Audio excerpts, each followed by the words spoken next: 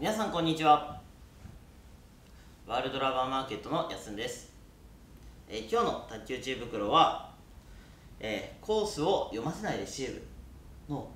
対逆横サーブですね。巻き込みとか YG とかに対しての、ちょっとコースを読ませにくいレシーブっていうのを紹介していこうと思います。逆横サーブに苦手意識を持っている方、結構多いんじゃないかと思います。苦手意識を持っているとどうしても安全に入れに行こうとか綺麗に止めないとっていうようなイメージが強くなって、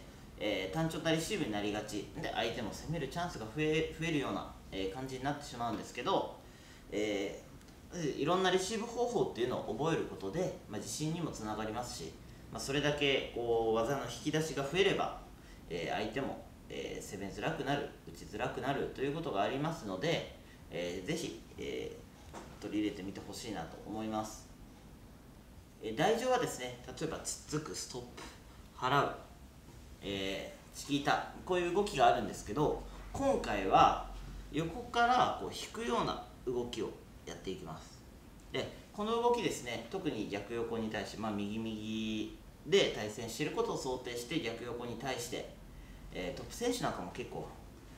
よく見ると使っている、レシーブ方法になります。ちょっとですね、引きながら回転をかけたりとかっていう風にはやっているんですが、引くっていう動作を結構入れているので、そこに注目してほしいなと思います。で今回はその引くっていうのを利用して、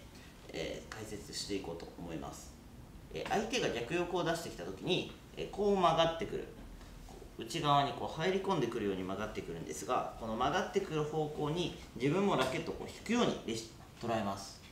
でこの時にスイングはほとんど同じスイングをしながら、当たる瞬間のタッチ感覚っていうのを少し変えるだけでバックに送る、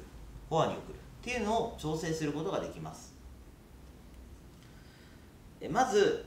1つ目の捉え方は、相手が回転している球に対して自分も回転をかけるような感じで引っ掛けてやる。ラバーの表面に引っ掛けるように引っ張るんですね。ボールを引っ張るような感じで打球すると、相手のバック側、クロスの方向ですね、こちらに行きます。これは私の感覚なんですけど、回転かかっている球に対して基本的に当たったらこっちに飛ぶサーブですので、自分も回転をかけ足して、自分も回転を増やすようにレシーブして、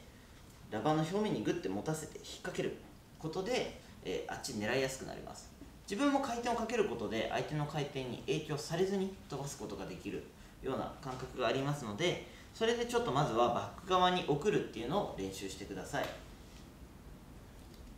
2つ目の、捉え方は、いなすような、滑らすような感じで捉えます。